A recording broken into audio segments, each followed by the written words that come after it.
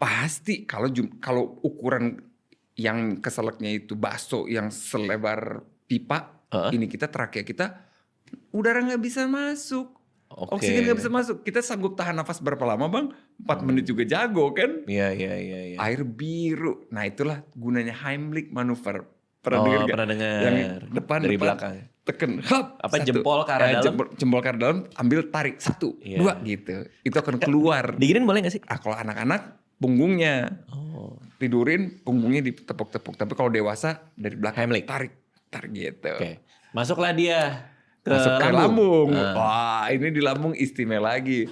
Di lambung itu, abang jangan bayangin lambung itu kantong yang pasif. Enggak bang. Lambung itu jalinan otot sedemikian rupa. Bentuknya tuh lingkaran ke atas gini, lingkaran diagonalnya, diagonal, longitudinal gitu bang. Jadi dia meres terus gitu.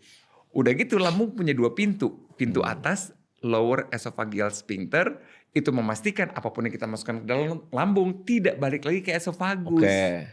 Dia jagain gitu. Dah, you stay here di lambung. Tapi di bagian bawah ada lagi pintu bagian bawah namanya pylorus bang. Dia memastikan apapun yang ada di lambung tercicil masuk ke ususnya tidak langsung. Dia hanya bisa ngeluarin 5 cc per menit. Set gitu, dicicil masuk ke ususnya. Berarti kalau kita ngerasa kenyang, itulah ya, lambung full, penuh.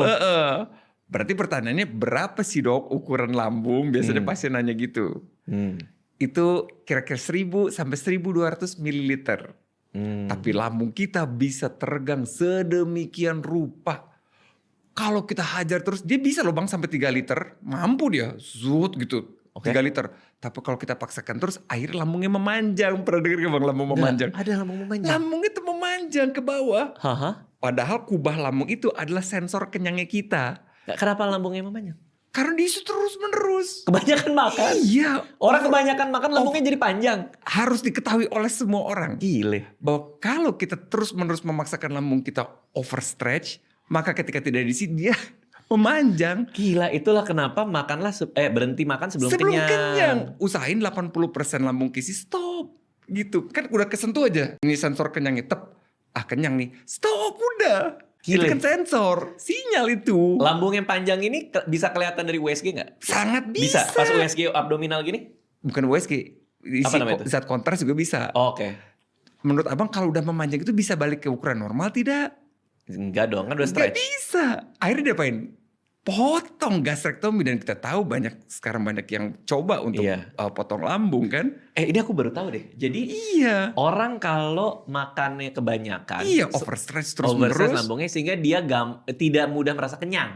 Pasti. Jadi kayak lingkaran setan gitu dong. Akhirnya kan makin lama nyemil aja terus kan. Untuk bisa nyentuh ke kubahnya makin panjang. Makin susah kenyangnya. Ini ada yang duduknya udah langsung ke depan nih. Tertarik nih kayaknya sama tema ini. Tertarik sama topik ini kayaknya. Iya, kabar gembiranya puasa salah satunya ya membantu si lambung tuh gak bisa kembali ke ukuran normal. Tapi tidak membesar dan ya lumayan lah gitu. Agak kenceng agak tone gitu ininya. Otot lambungnya itu. Karena kita puasa gitu. Wow, saya baru tahu sih kalau lambung bisa jadi panjang. Sangat bisa. Dan dia bertahan berapa lama kira-kira bang? Kalau misalkan volumenya 1200. Sedangkan di lambung itu 4 jam pasti kosong. Kan 5 cc per menit. 5 cc per menit. Maka lambung, makanan kita di lambung itu 4 jam. 4 jam kosong? Gone, hilang. Kan masuk ke dalam usus semuanya. Makanya kalau ada prosedur MRI itu. Kalau saya kan pernah kosong MRI. dulu, di atas harus 4 jam. 4 jam sebelum ini tindakan. Ngosongin lambung. Nah, berarti yang masuk ke sini, apapun yang Bang Radit makan, sate, bakso, burger, apapun tidak akan bentuknya seperti itu lagi. Tadi Bang Radit bilang ditelan, rasanya kayak tindakan yang biasa gitu, nelen. Padahal nelen itu butuh koordinasi yang luar biasa, berbagai macam otot, lidah dorong makanan ke belakang, epiglotis pintu yang nutup itu ke paru-paru dia nutup, terus seluruh gerakan otot tenggorokan masukin ke esofagus. Nah esofagus itu adalah pipa kira-kira 25 cm panjangnya. Itu bukan pipa pasif. Jadi makanan kita itu bukan jatuh ke lambung, bukan Bang. Makanan kita dihantarkan ke lambung. Emang iya? Sama esofagus itu. Oh iya? Namanya gerakan peristaltik. Oke. Jadi meres Bang, set, masuk ke lambung. Jadi kita handstand pun kepala Bang Radit di bawah, kaki di atas, Bang Radit nelen, niscaya akan sampai ke lambung. Saya coba ya. Malah nantang, saya coba nih. Ya nelen itu akan tetap nyampe. Tetap nyampe ya? Iya, dia menghantarkan. Saya baru ngerti itu. Iya, di esofagus itu istimewa banget. Esofagus itu asli. Nah, kalau orang keselak, itu apa yang terjadi? Si pintu otomatisnya itu bingung. Aku nih harus ngebuka atau nutup. Oh. Karena kalau kita bicara kayak gini, dia harus ngebuka. Karena pita suara kan harus kebuka. Iya. Itu kebuka. Tapi pas kita coba Bang nelen ludah. Nah, ketutup si ludahnya nggak masuk ke paru-paru, masuknya ke lambung. Oke. Nah, kalau kita makan sambil ngomong, kan dia bingung. Akhirnya keselak. Si makanan masuknya ke paru-paru. Jadi batuk kitanya. Makanya. Terus nasinya keluar lewat hidung. Iya, terus pernah tuh kayak gitu. Iya kan? Makanya Eminem gak pernah nge-rap sambil makan ya. Kita gak pernah lihat Eminem nge-rap sambil makan. Itu alasannya. Membahayakan. Itu alasannya. Itu membahayakan. Gak pernah asli. dia. Itu sangat membahayakan. Gitu Oke. Bang. Tapi keselak itu bisa mengancam nyawa. Oke, gigi nih kita kunyah dong. Ketika kunyah apa? Air liur bantuin kah? Setiap atau? kita gigit, jelas keluar. Ada banyak kelenjar ludah kita. Salah satunya yang kena gondongan. Maksudnya gondongan itu kan ada radang di kelenjar liur. Jadi gendut gitu pipinya. Oh iya yang gini ya? Iya, yang gondok-gondok. Itu gondok di sini. Oh beda lagi? Gondongan yang di pipi. Oke. Yang dulu pakai belawa itu. Belawa tuh apa sih? Olesan zaman dulu aku juga gak tahu, SD dibalurin belawa aja. Oke. Berarti dari Cikini ke Bukan. Gondang dia. Gondang dia itu Bang, Cikini gondang dia. Iya. Terus Gondongan. Kalau tahu gondongan gak sih? Pernah denger kan gondongan? Bukan gondok pernah denger ya. tapi nggak tahu ternyata beda sama yang di sini. Beda, ini kelenjar tiroid yang waktu kita bahas. Iya, Tapi ini adalah kelenjar ludah kita. Oke. Dan tanpa Bang Radit sadar, Bang Radit tuh air yang seginilah 1,5 liter tuh. Hah? Liur kita tuh produksi segitu kira-kira per hari.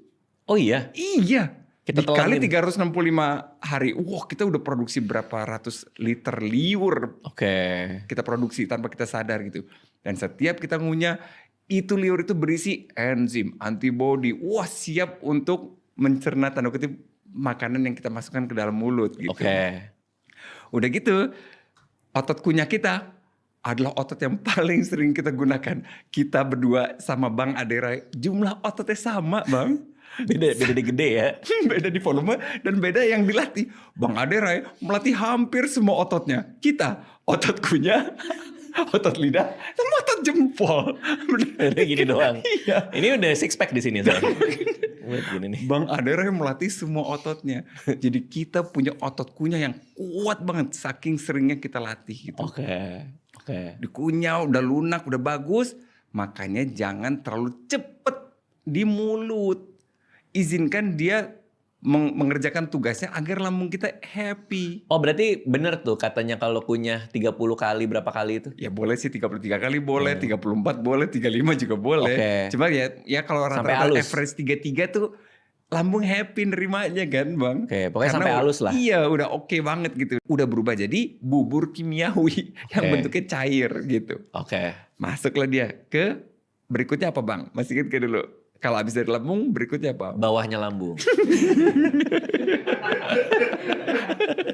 Ya itu yang klep yang di bawah ya. Apa sih namanya? Usus, masuknya ke usus. Oh ke bagian organnya. Organnya ya, usus. Tapi usus pertama adalah usus halus. bukan. Mana udah yakin. Yakin aja dulu. Usus apa dong? 12 jari. 12 jari. Tapi pernah denger ya? Pernah. Nah kenapa disebut usus 12 jari Bang? Jawaban gampangnya sih karena seperti 12 jari kan. Panjangnya. Jadi bukan 12 jari susun gini Bang. Tua, gapat, sampai 12. Bukan. Tapi 4. Bentuknya tuh huruf C dia tuh. 4 di atas, 4 di samping. Jadi 12 jari. Ini segini nih. Nah segini kira-kira panjangnya. Inilah usus 12 jari. Bentuknya C.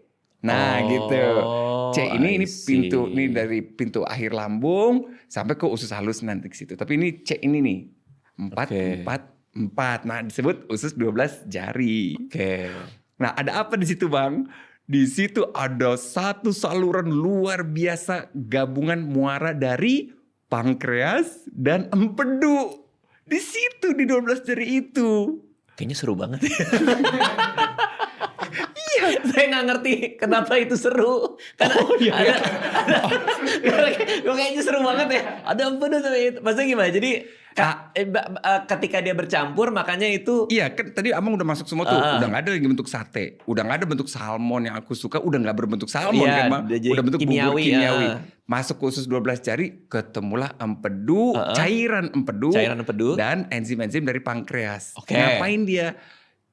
Untuk bantu penyerapan nanti di usus. Itu butuh pelunak dan kasih wahana gitu. Dari pankreas dia ngeluarin enzim yang bikarbonat itu menetralkan asam lambung. Jadi kan asam lambung juga turun ke usus kan. Tapi usus punya gak pelindung kayak lambung? Enggak. Bahaya dong, bisa merusak usus asam lambungnya. Dinetralkan dulu oleh enzim pankreas. Pankreas netralisir asamnya. Empedu. Nah, Bang Radit pernah makan rendang, bekas piring Bang Radit yang bekas makan rendang itu, coba cuci hanya dengan air. Ribet gak? Kayaknya sih iya. Susah bersih kan? Kayaknya ya. Iya, nyuci piring bekas rendang. Susah. Tapi hanya dengan air. Bang Radit pakai apa airnya? Sabun. Jadi rontok kan? Jadi si lemaknya itu jadi keset gitu. Nah itulah yang dilakukan empedu. Dia tuh seperti sabunnya usus kita. Cairan empedu itu. Gile, ini runut banget penjelasannya. Saya jadi ngerti nih. Iya, kebaik kan? Jadi lemak-lemak yang Bang Radit makan dari gorengan. Bahkan lemak sehat pun kayak dari salmon.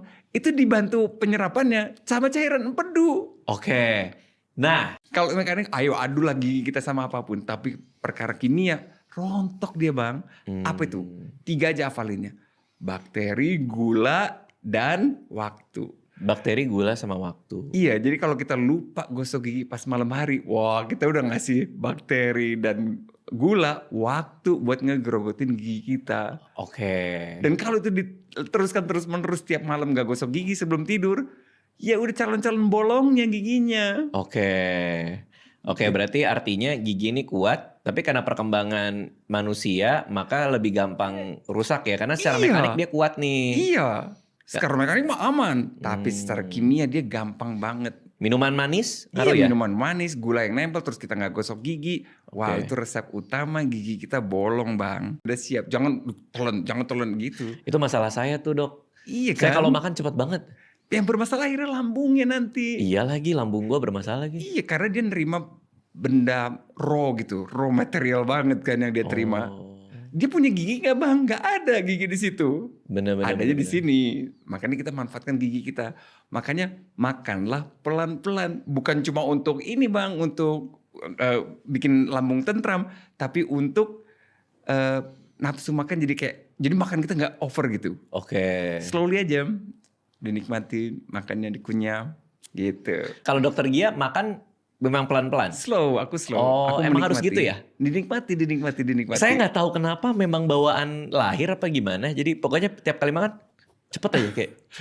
Apa jangan-jangan kepengaruh trauma waktu SMA, waktu ospek? Iya kayaknya, betul. itu saya selalu bilang tuh. Semenit gitu zaman kan. Dulu ya, zaman dulu. Sekarang mungkin udah berubah. Tapi dulu tuh kita makan di kantin waktu cuman kayak setengah jam sebelum yang lain keluar nih. Cepetan kita duluan kalau nggak nanti kenapa-napa. Telan lagi gitu kan. Iya sih. Akhirnya kerja keras lambungnya gitu. Berarti Dokter Gia kalau makan tuh? Slowly, dinikmati. Kalau Dokter Tita mungkin pelan tapi marah. Pelan juga tapi marah. Iya. Tapi kesel. Makan jangan terlalu cepat supaya kerja lambung lebih ringan. Iya. Kita telan nih. Dinikmati. Masuk. Nah, saya punya temen nih. Inisial aja lah ya. Itzi. Kayaknya aku kenal. Dia kan empedunya udah diangkat nih karena ada batu empedu. Itu gimana? Apa implikasinya? Bang Radit harus bisa bedain dulu kantong empedu dan cairan empedu. Itu 2 monster yang berbeda. Oke. Aku butuh Bang Radit ini, anggap aja ini peta di depan kita ya Bang. Oke. Gua ngapain sih? Dia juga nggak tahu itu apa. Gini. Ternyata dokter dia juga nggak tahu ngapain. Udah. Ini adalah hati. Disinilah tempat cairan empedu kita diproduksi. Oke. Dia punya saluran. Ini salurannya